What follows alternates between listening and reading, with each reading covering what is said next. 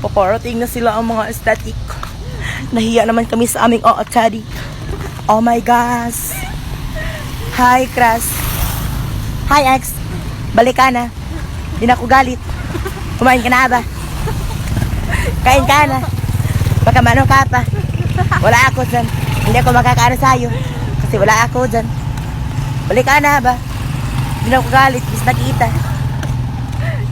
Paparating na yung mga aesthetic. Hindi naman alam anong gawin namin. Kasi may mga static. Kami nakasinilas lang. Nakatambahay. Sila naka-static.